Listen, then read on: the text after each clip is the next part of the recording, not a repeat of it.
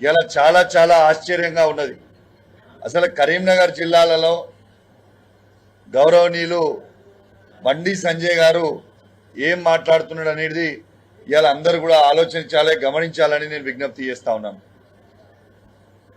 ఇలా బండి సంజయ్ గారు బీజేపీ పార్టీలో ఉన్నారా లేకుంటే బండి సంజయ్ గారు కాంగ్రెస్ పార్టీలో ఉన్నారా ఒక్కసారి తన ఆలోచన చేసుకోవాలని నేను విజ్ఞప్తి చేస్తా ఉన్నాను. ఇలా బీజేపీ పార్టీ ఎజెండా మాట్లాడుతున్నారా, రేవంత్ రెడ్డి గారు ఎజెండా మాట్లాడుతున్నారా, ఇలా బండి సంజయ్ గారు గుండె మీద చేసుకుని ఆలోచన చేయాలని నేను విజ్ఞప్తి చేస్తాను. ఇలా మీరు క్లియర్గా చూడొచ్చు, ఇలా బండి సంజయ్ గారు రేవంత్ రెడ్డి గారు మ్యాచ్ ఫిక్సింగ్ ఉన్నదనేది ఎంత స్పష్టంగా కనబడతా ఉన్నదంటే, ఇలా రేవంత్ రెడ్డి గారి నోట ఏ మాట వస్తుందో అదే మాట బండి సంజయ్ గారి నోట రావడం అనేది ఇలా చాలా చాలా దురదృష్టకరం అని చెప్పి సందర్భంగా తెలియజేస్తా ఉన్నాను. ఇలా బండి సంజయ్ గారు ఇలా మేము ఒకటే అడుగుతా ఉన్నాం, మిమ్మల్ని ఇలా మా కేటీఆర్ గారు ఏమని అడిగిరు వచ్చి, మా కరీంనగర్లో పట్టణంలో కరీంనగర్ నడి బొడ్డన ఇలా బండి సంజయ్ గారి ఇంటి కూతవేట దూరం నుంచి ఇలా సిపిఆర్ ఆఫీసర్ నుంచి కూతవేట దూరం నుంచి ఇలా ఫైరింగ్ సంఘటన అనేది జరిగింది. ఇలా ఇది పూర్తి ప్రభుత్వం ఫెయిలియర్ అని మేము చెప్తే ఇలా బండి సంజయ్ గారు తిట్టాల్సింది రేవంత్ రెడ్డి గారినా కేటీఆర్ గారినా? ఇలా కేటీఆర్ గారు ఇలా ప్రజలకి అండగా ఉండడానికి, ఇలా కరీంనగర్ జిల్లాలో కరీంనగర్ పట్టణంలో ప్రత్యేకంగా ప్రజలందరికీ కూడా ధైర్యం నింపడానికి ఇలా ప్రజల పక్షాన కేటీఆర్ గారు వచ్చి ఈడ ఫైరింగ్ ఎందుకైందని అడిగితే బండి సంజయ్ గారు తిట్టాల్సింది ఎవరిని? బండి సంజయ్ గారిని నేను అడిగినా, మీరు రాజీనామా చేయాలని నేను అడిగినా, కానీ బండి సంజయ్ గారు ఏమన్నారు, నాకేం సంబంధం లేదు కదా, మరి ఇది ప్రభుత్వానికి సంబంధించింది కదా. మరి తిట్టాల్సింది రేవంత్ రెడ్డి గారినా కేటీఆర్ గారినా? రేవంత్ రెడ్డి గారిని బండి సంజయ్ గారు ఇప్పటిదాకా ఒక్క మాట ఎందుకు అనలే? ఇలా ఇదే కరీంనగర్ ప్రజలు నీకు ఓటేసి 2 సార్లు పార్లమెంట్ సభ్యునిగా నేను ఎన్నుకున్నారు కదా, మరి వాళ్ళ పక్షాన నిలబడి ఇలా బండి సంజయ్ గారు రేవంత్ రెడ్డి గారిని ఈ ఫైరింగ్ ఇన్సిడెంట్ అయితే ఈ ప్రభుత్వాన్ని కానీ రేవంత్ రెడ్డి గారిని ఎందుకు తిడతలేరు, ఎందుకు ప్రశ్నిస్తలేరు? ఇది సూటిగా చెప్పాలి. ఇలా బండి సంజయ్ గారు అవినీతి గురించి మీరు మాట్లాడుతుంటే చాలా ఆశ్చర్యం అనిపిస్తా ఉంది. బండి సంజయ్ గారిని నేను సూటిగా ప్రశ్న అడుగుతా ఉన్నాను. బండి సంజయ్ గారు 2014లో మీరు పోటీ చేసినప్పుడు పార్లమెంట్ సభ్యునిగా మీరే కదా మీ నోటితోని ఆ రోజు స్టేట్మెంట్ ఏమని ఇచ్చిండ్రు మీరు? నేను సామాన్యుణ్ణి, ఇవాళ నేను సామాన్య కుటుంబం నుంచి వస్తున్నా, నా భార్య పుస్తలు ఇవాళ అమ్మి నేను ఎన్నికలు పోటీ చేస్తున్నా అని బండి సంజయ్ గారు అన్నారు కదా. మరి అక్కడి నుంచి ఉన్న బండి సంజయ్ గారు మొన్న కరీంనగర్ కార్పొరేషన్ ఎలక్షన్లు అయితే 50 కోట్ల రూపాయలు ఖర్చు పెట్టింది. మరి మీరు చేసింది ఇది ఎక్కడి నుంచి వచ్చిన 50 కోట్ల రూపాయలని మేము అడుగుతా ఉన్నాం. మరి మీరు అవినీతి చేసి సంపాదించిన డబ్బా లేకపోతే మీకు రేవంత్ రెడ్డి పంపించిన డబ్బా? ఇది ప్రజలకి మీరు జవాబు చెప్పాల్సిన అవసరం ఉన్నది. మరి మీరు చేసింది అవినీతి పెట్టుకొని మరి ఇవాళ పుస్తలు అమ్ముకొని పోటీ చేసిన 2014లో అని చెప్పిన బండి సంజయ్ గారు మొన్న కరీంనగర్ కార్పొరేషన్ ఎలక్షన్లో అయితే 50 కోట్ల రూపాయలు ఇలా ఎట్లా ఖర్చు పెట్టిరని మేము అడుగుతా ఉన్నాం. ఇలా కేటీఆర్ గారిని తిట్టే స్థాయి మీద మేము అడుగుతా ఉన్నాం. ఇలా కేటీఆర్ గారు 5 సార్లు శాసనసభ్యునిగా గెలిచిండు. ఇలా 5 సార్లు ప్రజల మనసు గెలుచుకొని ఇలా గెలిచిండ్రు. ఇలా కేటీఆర్ గారు ఇవాళ తెలంగాణ రాష్ట్రాన్ని ఇలా ప్రపంచంలోనే ఒక మ్యాప్ గా నిలబెట్టి ఇలా మన అందరం గర్వపడేలాగా ఇలా కేటీఆర్ గారు మన తెలంగాణ రాష్ట్రాన్ని కేసీఆర్ గారు కేటీఆర్ గారు పెట్టిండ్రు. అనేక సార్లు మీరు కేటీఆర్ గారి మీద నోటికొచ్చినట్టు తిడుతూ ఉన్నారు, నోటికొచ్చినట్టు మాట్లాడుతూ ఉన్నారు. ఇలా నేను ఒకటే అడుగుతున్నా బండి సంజయ్ గారు, నేను ఛాలెంజ్ విసురుతా ఉన్నా, నీకు దమ్ము ధైర్యం ఉంటే నువ్వు మొగనువే అయితే నేను సవాల్ విసురుతున్నా కరీంనగర్ గడ్డ మీద నుంచి రా, ఈ గీతా భవన్ చౌరస్తాలో చెప్పు, నువ్వు టేక్ టైం మా కేటీఆర్ గారిని నేను తీసుకొని వస్తా. ఇలా ఏ సబ్జెక్ట్ మీద మాట్లాడదామో చెప్పు. ఇలా ఉట్టిగా మమ్మమ్మ పెబ్బెబ్బే కాదు. బండి సంజయ్ గారు నీకు దమ్ముంటే సబ్జెక్ట్ మీద చర్చ పెడదాం దా. ఇరిగేషన్ మీద చర్చ పెడతావా కేటీఆర్ గారితో? దా వస్తాడు మా కేటీఆర్ గారు. సివిల్ సప్లై మీద చర్చ పెడతావా? దా వస్తాడు. నీ హోమ్ డిపార్ట్మెంట్ మీద చర్చ పెడతావా? దా వస్తారు. ఐటీ ఇండస్ట్రీస్ మీద పెడతావా? వస్తాడు. దా కరీంనగర్ పట్టణంలో ఇలా కేటీఆర్ గారు ఎంత, కమలాకర్ గారు ఎంత అభివృద్ధి చేసిండో దాని మీద చర్చ పెడదామా? దా వస్తాం, చూద్దాం దా. ఇవన్నిటి మీద చర్చ పెట్టండి. మీరు సబ్జెక్టు మాట్లాడండి తప్పితే మీరు సబ్జెక్టు మాట్లాడకుండా మెమ్మెమ్మే తెత్తెత్తే పెప్పెప్పే అంటే కలవదు బండి సంజయ్ గారు. మీరు నోటికి వచ్చినట్టు కేటీఆర్ గారి మీద మాట్లాడితే మేము కూడా నోటికి వచ్చినట్టు కంటే మాట్లాడగలుగుతాం, నీకంటే ఎక్కువ మాట్లాడగలుగుతాం. నోటికి వచ్చినట్టు నీకంటే ఎక్కువ మాకు కూడా మాటలు వస్తాయి. ఇలా కేసీఆర్ గారిని పట్టుకొని ఒక కేసీఆర్ కొడుకు అయితే ఏం మాటలు అవి? మాకు అన్నిక రాదా? నువ్వు మీ తల్లిదండ్రులకి అని మేము అన్నిక రాదా? మేము అనము, మాకు అనాల్సిన అవసరం మాకు లేదు, మాకు సంస్కారం ఉంది కాబట్టి. అసలు మీరు బాధ్యత గల హోమ్ మినిస్టర్ కాదా? ఇక్కడ నోటికి వచ్చినట్టు మాట్లాడతారు, ఇష్టం ఉన్నట్టు వచ్చి మాట్లాడతారు. అసలు ప్రజల గురించి మీరు చేసింది ఏంటిది?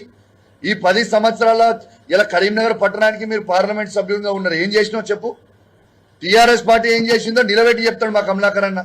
రాండి చర్చకు వస్తారా? కమలాకర్ ఏం చేసిరో ఇలా కరీంనగర్ లో పట్టణంలో ప్రతి రోడ్ వేసింది కేసీఆర్ గారు, కమలాకర్ అన్న, వినోద్ అన్న. ఇలా స్మార్ట్ సిటీ గురించి మీరు గొప్పగా చెప్తున్నారు. స్మార్ట్ సిటీలో మీ కాంట్రిబ్యూషన్ ఏంది? ఇలా స్మార్ట్ సిటీ తెచ్చింది బాజాబ్తు మా ఎంపీ వినోద్ కుమార్ గారు. వాస్తవం కాదా ఇది? మేం చేసినా నేను చేసినా అని చెప్పుకునేది. దీన్ని ఎంబడిబడి చేసింది వినోద్ కుమార్ గారు, ఇది వాస్తవము. వినోద్ కుమార్ గారు, గంగ్లా కమలాకర్ గారు, కేసీఆర్ గారు చేసింది వాస్తవం. మీరు చేసింది ఏముంది? 10 సంవత్సరాలలో రెచ్చగొట్టడము, గెలిపించడం తప్పితే. ఇలా నేను బండి సంజయ్ గారిని ఒక్కటే అడుగుతా ఉన్నాను, మీరు కేటీఆర్ గారిని ఏదో బాగా తిడుతురు, అసలు మీరు ఒక్కసారైనా ఎమ్మెల్యే గెలిచిండ్రా? ఇదే కరీంనగర్ పట్టణంలో మీరు ఒక్కసారైనా ఎమ్మెల్యే గెలిచిండ్రా? నువ్వు కేటీఆర్ని తిట్టే స్థాయి మీద పెరిగిపోయింది అయ్యాలా. కరీంనగర్, ఇదే కరీంనగర్ పట్టణంలో గంగ్లా కమలాకర్ గారు మీరు చిత్తుగా 3 సార్లు ఓడగొట్టిండు కదా. ఏదో మేము విర్రవీగుతున్నాం, మేమేదో హీరో అని, నేను ఏదో అని. ఏంటిది? ఇలా 2 సార్లు మీరు పార్లమెంట్ గెలిచింది. ఎట్లా గెలిచిండ్రు మీరు? నరేంద్ర మోడీ గారు వేవ్లో గెలిచిరు, అది మోడీ గారికి ఓటేసిరు జనం. ఇలా మీరు చేసింది ఏముంది? ఇలా మీరు ఒక్కసారైనా ఎమ్మెల్యేగా కరీంనగర్ పట్టణంలో గెలిచిండ్రా? అసలు ఎమ్మెల్యేగా ఒక్కసారైనా మీరు గెలిచిండ్రా? ఇలా మీరు కేటీఆర్ గారిని, కేసీఆర్ గారిని నోటికి వచ్చినట్టు మాట్లాడుతూ ఉన్నారు. ఇలా మేము కూడా అనొచ్చు కదా. ఇలా నేను సవాల్ విసురుతున్నావు భయ్, నువ్వు అన్నావు కదా డ్రగ్స్ అని కేటీఆర్ గారిని. రా, కేటీఆర్ గారు టెస్ట్కి రావడానికి సిద్ధంగా ఉన్నారు, టైం డేట్ ఫిక్స్ చేయి. ఇలా నువ్వు, బండి సంజయ్ గారు, రేవంత్ రెడ్డి గారు, కేటీఆర్ గారు ముగ్గురు పోయి ఇలా డ్రగ్స్ టెస్ట్ ఇస్తాం దాండి. ఎవరు డ్రగ్స్ తీసుకుర్రో మేము మనకు తెలిసిపోతుంది కదా ప్రజలకి. ఇలా మేము కూడా అనొచ్చు కదా బండి సంజయ్ గారు, ఇలా తంబాకు తినుకుంటూ దాంట్లో డ్రగ్స్ మిక్స్ చేసుకొని తంబాకు తింటేనే మీకు ఎంటికలని ఊసిపోయిన సైడ్ ఎఫెక్ట్ కి గుండు అందుకే అయినరని నేను కూడా అనుకుంటున్నా. మరి మీకు కూడా డ్రగ్స్ టెస్ట్ ఇవ్వాలి, ఖచ్చితంగా ఇవ్వాలి బండి సంజయ్ గారు మీకు కూడా. ఇలా మాట్లాడుకునేది నోటికి వచ్చినట్టు మీరు మాట్లాడితే నోటికి వచ్చినట్టు మేము మాట్లాడలేమా? మాకు రాదా? మాకు చేత కాదా? ఇలా డ్రగ్స్ టెస్ట్కి రాని మరి సిద్ధంగా ఉన్నారు మేము కూడా. అసలు ఇలా టాపిక్ ఏంది కరీంనగర్ పట్టణంలో? ఇలా మీరు ఇలా సిగ్గుపడాలి బండి సంజయ్ గారు అని నేను అంటా ఉన్నాను. ఇలా ఏం మాట్లాడుతుంది బండి సంజయ్ గారు? మొన్న ప్రెస్ మీట్ పెట్టి మాట్లాడినప్పుడు ఏం మాట్లాడిండు? అసలు హోమ్ మినిస్టర్గా నాకేం సంబంధము? ఇవాళ ఇక్కడ ఉన్న కౌశిక్ రెడ్డి గారు ఏదేదో మాట్లాడిపోతుండు, బీఆర్ఎస్ పార్టీ బురద చల్లిపోతుంది. అంటే తెలంగాణ రాష్ట్రము అనేది భారతదేశంలో లేదా? తెలంగాణ రాష్ట్రం ఏమైనా శ్రీలంకలో ఉందా, బంగ్లాదేశ్ ఉందా, పాకిస్తాన్ ఉందా? ఏడున్న తెలంగాణ రాష్ట్రం భారతదేశంలో లేదా? ఈ భారతదేశానికి బండి సంజయ్ గారు హోమ్ మినిస్టర్ కాదా? సహాయశాఖ హోమ్ మినిస్టర్ కాదా? ఈ తెలంగాణలో ఈ బాధ్యత ఇలా కరీంనగర్ పట్టణంలో మీ ఆఫీస్ నుంచి కూతవేట దూరం నుంచి ఇలా ఇన్సిడెంట్ అయితే ఈ బండి సంజయ్ గారి బాధ్యత కాదా? నాకేం సంబంధం అంటూ? నీకు సంబంధం లేదా? అసలు బాధ్యత కలగ ఒక failure, you're a failure home minister of Karimnagar parliament అంటున్నా నేను. ఇలా ఇన్సిడెంట్ అయ్యి కరీంనగర్ పట్టణంలో ఇన్సిడెంట్ అయ్యి 4 రోజులు అవుతుంది. ఇలా 4 రోజులు అవుతుంటే ఒక్కరోజన్న బండి సంజయ్ గారు మీరు మీ సొంత పార్లమెంటు, మీరు హోమ్ మినిస్టరు, మరి మీరు ఒక్కరోజైనా రివ్యూ మీటింగ్ పెట్టిర్రా? ఈ ఇన్సిడెంట్ అయినాక ఒక్కసారైనా 7 వరకు వచ్చింది అనేది సిపి గారిని, ఈ జిల్లాలో ఉన్న పోలీస్ యంత్రాంగంని పిలిచి, ఉమ్మడి కరీంనగర్ జిల్లాలో ఉన్న పోలీస్ యంత్రాంగం మొత్తం పిలిచి మీరు రివ్యూ మీటింగ్ పెట్టిండ్రా అని నేను అడుగుతా ఉన్నాను. Is it not your duty? నాకేం సంబంధం రాష్ట్ర ప్రభుత్వానికి? భారతదేశంలో తెలంగాణ కూడా ఒక భాగం బండి సంజయ్ గారు. అది పార్లమెంటు అనేది మీ దాంట్లో వచ్చింది, మీ పార్లమెంట్లో ఉన్నది ఇక్కడ. Is it not your duty? మీరు బండి సంజయ్ గారు, మీరు రేవంత్ రెడ్డి గారిని ఎందుకు ప్రశ్నిస్తలేరు? ఒక్కసారి కూడా మీరు రేవంత్ రెడ్డి గారిని ఎందుకు తిట్టలేరు? ఇప్పటిదాకా మీరు రేవంత్ రెడ్డి గారిని ఒక్కసారి కూడా తిట్టకపోవడానికి కారణం ఏంటిది? ఇలా నిజంగా కూడా చాలా చాలా బాధాకరం. ఇలా బండి సంజయ్ గారు హోమ్ మినిస్టర్ గా ఉండి ఈడ ప్రభుత్వాన్ని ప్రశ్నించాల్సింది పోయి పర్సనల్ గా మాట్లాడటం అనేది మంచి పద్ధతి కాదు. మీరు మాట్లాడగలిగితే మీకంటే డబుల్ త్రిబుల్ మేము మాట్లాడతాం, మా బీఆర్ఎస్ పార్టీ కార్యకర్తలు కూడా మాట్లాడతాం. మేము కూడా ఓపికగా ఉన్నాం ఇన్ని రోజులు. కానీ నిన్న మీరు మాట్లాడిన మాటలు చూస్తూ ఉంటే చాలా బాధ అనిపించింది. ఇదేం మాటలండి నాకు అర్థం కాదు. ఇలా కేటీఆర్ గారికి ఉన్న సబ్జెక్టు మీకు ఉండదా? ఏ సబ్జెక్ట్ ఏ రంగంలో తీసుకుందాం చెప్పు, ఖర్చు మొత్తం నాదే. గీతాభవనం చరోసా ఖర్చు మొత్తం స్టేజ్ నేనే వేపిస్తా, మొత్తం అద్భుతంగా ఏసీలు నేనే పెట్టిస్తా. రాండి, మా కేటీఆర్ గారు వస్తారు, మీరు కూడా రండి, చర్చ పెడదాం. మీరు ఏ సబ్జెక్ట్ కోరితే ఆ సబ్జెక్ట్ మీద మా కేటీఆర్ గారు, మీ సిస్టమ్ ఇరిగేషనా, సివిల్ సప్లయా, హోమా, లేకుంటే హెల్తా, ఎనీథింగ్ మ్యాన్, యూ ఛాలెంజ్. నేను సవాల్ విసురుతున్నా కదా, రాండి చర్చ పెట్టుకుందాం. అసలు ఇంకోటి కూడా చెప్తున్నా, ఇలా రేవంత్ రెడ్డి గారు, బండి సంజయ్ గారు ఉన్న మ్యాచ్ ఫిక్సింగ్ మీకు చెప్తా ఉన్నా. ఇలా నిన్నదాకా మొన్న ఆర్టీసీ డ్రైవర్ గారు నర్సంపేటలో చనిపోయింది. ఆడ చనిపోతే ఇలా బీఆర్ఎస్ పార్టీకి సంబంధించిన మాజీ హోంమంత్రి అయిన సబితా ఇంద్రారెడ్డి గారిని అరెస్ట్ చేస్తారు, మాజీ మంత్రి అయిన దయాకర్ రావు గారిని అరెస్ట్ చేస్తారు, మాజీ ఎమ్మెల్యే అయిన సుదర్శన్ రెడ్డి గారిని అరెస్ట్ చేస్తారు, మాజీ పార్లమెంట్ సభ్యుడైన వినోద్ కుమార్ గారిని అరెస్ట్ చేస్తారు. మరి బండి సంజయ్ గారిని ఎందుకు అరెస్ట్ చేయరు? బండి సంజయ్ గారికి పోలీస్ ఎస్కాట్లు, పైలట్లు ఇచ్చి మరి ఆడికి తీసుకుపోయారు. మరి మిమ్మల్ని ఎందుకు అరెస్ట్ చేయలే? ఇక్కడ బీఆర్ఎస్ పార్టీ మాజీ మంత్రులని, శాసనసభ్యులని, మాజీ ఎంపీలని మళ్ళీ మీరు అరెస్ట్ చేసినప్పుడు బండి సంజయ్ గారు మిమ్మల్ని ఎందుకు రేవంత్ రెడ్డి గారు అరెస్ట్ చేయలేదు? ఎందుకంటే క్లియర్ గా తెలుసు, ఆడికి టీఆర్ఎస్ వాళ్ళు, బీఆర్ఎస్ పార్టీ వాళ్ళు ఆడికి పోతే ఆడ గొడవ అవుతుంది, ఆడ ప్రజలు స్వాగతం పడుతుంది. బండి సంజయ్ గారు కాబట్టి, రేవంత్ రెడ్డి బండి సంజయ్ ఒకటే కాబట్టి ఆడ గొడవ కాదని తెలుసు కాబట్టి బండి సంజయ్ గారిని పైలట్ ఇచ్చి పంపించినా. మరి ఇది మ్యాచ్ ఫిక్సింగ్ కాదా? ఇది ఎగ్జాంపుల్ కాదా? దీనికి మీరు జవాబు చెప్పరా? అరే ఏం మాటలండి, అసలు ఏం అభివృద్ధి చేసినావు? చలో నువ్వు అంటావా ఏం అభివృద్ధి చేసినావని? దాన్ని మేము మా కేటీఆర్ గారు వస్తారు కరీంనగర్ జిల్లాలో నీకు సంబంధించిన ఏడు సెగ్మెంట్లలో బీఆర్ఎస్ పార్టీ కేసీఆర్ గారు ఏం అభివృద్ధి చేసిండో మేము పెడతాము, నువ్వేం అభివృద్ధి చేసినావు నువ్వు పెట్టు కరీంనగర్ ప్రజల ముంగట. అది వేములవాడలో ఏం చేసినావో చెప్పు, మేమేం చేసినామో చెప్తాం. సిరిసిల్లాలో నువ్వేం చేసినావో చెప్పు, మేమేం చేసినామో చెప్తాం. కరీంనగర్లో నువ్వేం చేసినావో చెప్పు, మేమేం చేసినావో చెప్తాం. చొప్పదండిలో నువ్వేం చేసినావో చెప్పు, మేమేం చేసినావో చెప్తాం. మానకొండలో నువ్వేం చేసినావో చెప్పు, మేమేం చేసినావో చెప్తాం. హుజరాబాద్లో నువ్వేం చేసినావో చెప్పు, మేమేం చేసినావో చెప్తాం. ఇలా మా హుస్నాబాద్లో నువ్వేం చేసినావో చెప్పు, మేమేమో చేసినావో చెప్తాం. సవాల్ దీని మీద మాట్లాడు, అభివృద్ధి మీద మీరు చేసింది ఏంటిది?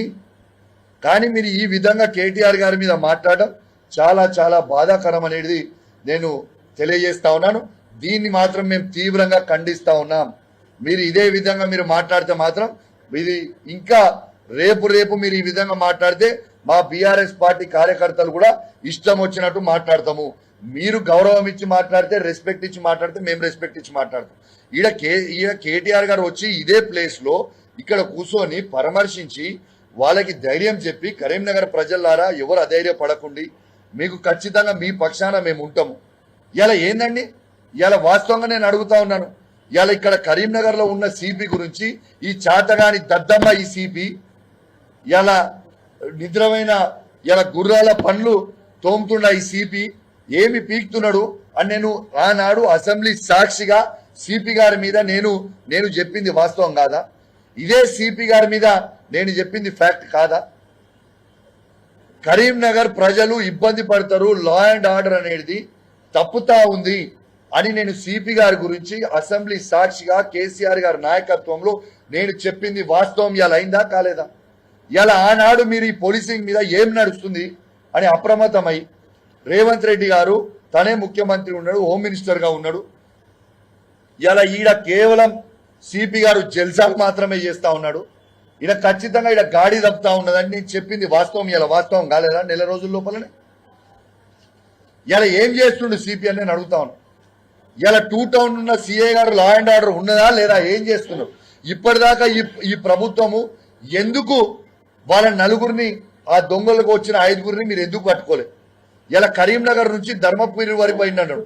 ఇలా బైక్ మీద కరీంనగర్ నుంచి ధర్మపురి వరకు పోవాలంటే ఇలా తప్పకుండా ఇలా 2 గంటల టైం పడుతుంది.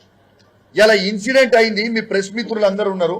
ఇవాళ ఇన్సిడెంట్ అయింది 11 గంటల 11 నిమిషాలు అయితే గంట సేపటి వరకు సిపి గారు ఇన్సిడెంట్ స్పాట్ దగ్గర కూడా మీ ప్రెస్ మిత్రులు పోయే వరకు కూడా సిపి గారు రారా? ఇది వాస్తవమా కాదా? ఇలా కూతవేటి దూరంలో సిపి గారి ఆఫీస్ ఉంటుంది, కూతవేటి దూరంలో సిపి గారి ఇల్లు ఉంటుంది, ఇలా ఇన్సిడెంట్ అవుతుంది, ఇలా ఇన్సిడెంట్ అవుతుంది. ఎగ్జాక్ట్లీ సిగ్గుచేటు ఇలా ఈ ప్రభుత్వాన్ని సిపి గారు ఇలా కోర్టుకి ఆపోజిట్, ఎగ్జాక్ట్లీ ఆపోజిట్. యాక్చువల్ గా ఆడ జడ్జి గారు ఉంటలేరు కానీ, లేకుండా జడ్జి గారి ఇల్లు ఫైరింగ్ అయిన జస్ట్ ఆపోజిట్ ఉన్నది జడ్జి గారి ఇల్లు. అది ఈజ్ ఇట్ నాట్ ట్రూ? ఇలా విఐపి జోన్ ఇది. ఆ జోన్ లో ఫైరింగ్ అయితే 4 రోజులు అయితే ఇవాళకి 4th డే దొంగల్ని ఎందుకు పట్టుకోలేకపోతుంది? అసలు ఇంటర్సెప్టార్ అనేది వెహికల్స్ అనేది ఎందుకు తీసేసింది ఈ ప్రభుత్వం? రేవంత్ రెడ్డి గారి ప్రభుత్వం ఇంటర్సెప్టార్ వెహికల్స్ అనేది ఎందుకు తీసేసింది? ఇలా అదే ఇంటర్సెప్టార్ ఉంటే గిట్లా mini police station. What is interceptor? It is mini police station, nothing but mini police station on the roads, visibility of police on the roads. ఇలా ప్రతి చౌరస్తాలో, మెయిన్ చౌరస్తాలో ఇలా ఇంటర్సెప్టార్ వెహికల్స్ ఉండుంటే ఇలా ఏముంటుండే? ఇలా దాంట్లో పోలీసు వాళ్ళది AK-47 ఉంటే ఇలా మొత్తం దొంగలు దొరికిపోవు కదా? దాన్ని ఎందుకు క్యాన్సిల్ చేసిరు? అసలు దీని మీద సొయ్యి ఉన్నదా? అసలు ఇదే పోలీసింగ్ ఏం చేస్తారు? ఇదే రేవంత్ రెడ్డి గారు ఏం చేస్తారు? సరే, ఆ 4 దొంగలు దొరకలే, ఈ చాతగాని సిపిని ఆ చాతగాని సిఐని ఎందుకు సస్పెండ్ చేస్తలేరు? ఇంకా కాపాడుకుంటూ వస్తారా? సొయ్యి ఉందా లేదా మీకేమన్నా? మీకు ఇంకొక సంచలనం చెప్తా ఇవాళ, అసలు మీరు షాక్ అయిపోతారు చెప్తే. ఇలా వెపన్స్ తో అయిన ఇన్సిడెంట్ ఎన్ని రోజులు అయింది? ఇవాళకి ఎగ్జాక్ట్లీ 4 days అయింది. ఇవాళకి 5th డే. మీకు ఇంకొక సంచలనమైన విషయం చెప్తా, ఇది రాసుకోండి. ఇప్పుడు ఇంకొక చాలా పెద్ద సంచలనం, దయచేసి ఇది అందరు కూడా మళ్ళా రాయాలి. ఇలా అలుగునూరు చౌరస్తాలో ఈ ఫార్చునర్ వెహికల్ యూపీ బండి UP 16 BC 2900. ఈ ఫార్చునర్ ఒక ప్రముఖ న్యాయవాది హైకోర్టులో పనిచేసే న్యాయవాది ఖాళీద్ అనే న్యాయవాదిని 5వ తారీఖున సాయంత్రము 6 నుంచి 7 గంటల మధ్యలో అలుగునూరు చౌరస్తాలో 4 దుండగులు యూపీ బండిలో వచ్చి వెపన్ను పెట్టి ఆ న్యాయవాదిని హత్య చేసే ప్రయత్నం చేసిండ్రు. అలుగునూరు చౌరస్తాలో ఏమి నడుస్తుంది? ఏంది ఇది అసలు? ఇది 5th రోజు. ఇగోండి, ఈ బండి నంబర్ కూడా ఇచ్చినాము. ఈ బండి నంబర్లో మీకు చెప్పిన ఈ బండి నంబర్ యూపీది అనేది ఇది పోలీస్ యాప్లోనే. ఆ రోజు ఈ హైకోర్టు న్యాయవాది ఖాళీద్ అనే హైకోర్టు న్యాయవాది ఈయన పోయి పిటిషన్ ఇస్తే ఈ బండి నంబర్ డీటెయిల్స్ తీసుకొని తీస్తే యూపీకి సంబంధించిన బండి ఎటు పోతుంది లా అండ్ ఆర్డర్ అని మేము అడుగుతా ఉన్నాము. ఇగోండి, ఇదే రిసీవ్డ్ కాపీ, ఇదే ఆ రోజు పోలీస్ స్టేషన్ లో ఇచ్చిన రిసీవ్డ్ కాపీ. అసలు లా అండ్ ఆర్డర్ కరీంనగర్ జిల్లాలో ఉందా లేదా అని నేను అడుగుతా ఉన్నాను. దీంతో పాటు ఆ పిటిషనర్ హైకోర్టు న్యాయవాది ఇక్కడైనా పని చేసుకొని ఏదో పనికి వచ్చిండు, కోర్టులో వాదన చేసుకొని పోతున్న సందర్భంలో అలుగునూరు చౌరస్తా దగ్గర వెపన్స్ పెట్టి బెదిరిస్తే తను పిటిషన్ లో వెపన్స్ తోని బెదిరించిరు అని పిటిషన్ ఇస్తే ఇదే పోలీసు వాళ్ళు ఆ హైకోర్టు న్యాయవాది మీద ప్రెషర్ పెట్టి, ఇదే పోలీసు వాళ్ళందరూ సిపి కావచ్చు, అక్కడ స్థానికంగా ఉన్న పోలీసు వాళ్ళు ప్రెషర్ పెట్టి మీరు వెపన్స్ అనే వర్డ్ అనేది మీరు దయచేసి యూజ్ చేయొద్దు, ఈ వెపన్స్ వర్డ్ అనేది మీరు యూజ్ చేస్తే మీ పిటిషన్ తీసుకోము అని వారిని బెదిరిస్తే వారు పిటిషన్ ఇచ్చిపోయిన తర్వాత ఇలా హైకోర్టు న్యాయవాది ఇలా హైకోర్టులో వేసిండు. ఏమనేసిండు? నేను ఈ పిటిషన్ నన్ను వెపన్స్ తో బెదిరించిర్రు అనేది నేను పిటిషన్ ఇస్తే పోలీసు వాళ్ళు నన్ను ఇయ్యనియలేదు అని ఇలా హైకోర్టులో పిటిషన్ వేసిండు ఆ న్యాయవాది. సిగ్గు, శరము, లజ్జ, మానం ఉన్నదా అని అడుగుతా ఉన్నాను. ఇది తెలంగాణ రాష్ట్రంలో అసలు లా అండ్ ఆర్డర్ ఎటుపోతుంది? మొత్తం గాడి తప్పుతుంది. ఇదేమైనా బీహార్, తెలంగాణ రాష్ట్రంలో ఒక బీహార్గా ఒక యూపీగా మారుస్తా ఉన్నారా? ఇలా ప్రశాంతంగా ఉన్న కరీంనగర్ లో ఏమి చేస్తా ఉన్నారు? ఈ వెపన్స్ ఏంది? గన్ కల్చర్ ఏంది? ఎగ్జాక్ట్లీ 5 days బ్యాక్, ఎగ్జాక్ట్లీ ఇక్కడ నుంచి 5 days బ్యాక్ వెపన్స్ తోని PMJ జ్యువెలర్స్ లో ఫైరింగ్ అవుతుంది. మళ్ళా ఎగ్జాక్ట్లీ 3 రోజులు అయిపోయిన తర్వాత వెపన్ తోని బెదిరియడం ఏందండి? అసలు ఏం జరుగుతుంది కరీంనగర్ లో? ఏం జరుగుతుంది? ఈ యూపీఓలు వచ్చుడేంది, బీఆర్ఓలు వచ్చుడేంది, వెపన్లు పెట్టుడేంది, డైరెక్ట్ గా బెదిరియడం ఏంటిది? దానికి పోలీసు ఏమైనా గడ్డి బీక్తుందా అని మేము అడుగుతా ఉన్నాం. ఇంకా కూడా రేవంత్ రెడ్డి గారు కావచ్చు, బండి సంజయ్ గారు కావచ్చు, కేంద్ర హోంమంత్రి అయిన బండి సంజయ్ గారు కావచ్చు, రాష్ట్రంలో హోంమంత్రి అయిన రేవంత్ రెడ్డి గారు, ముఖ్యమంత్రి రేవంత్ రెడ్డి గారు కావచ్చు, ఏమి పీకుతున్నారు? గడ్డి పీకుతున్నారా మీరని మేము అడుగుతా ఉన్నాం. గుర్రాల పళ్ళు తోముతున్నారని అడుగుతా ఉన్నాం. ఏం నడుస్తుంది కరీంనగర్? అసలు నాకు చాలా షాకింగ్ గా ఉన్నది, నిజంగా భయంగా ఉంది. ఏం పోతుంది, ఎటు పోతుంది, అసలు మన లా అండ్ ఆర్డర్ అనేది ఎటు పోతుంది దీని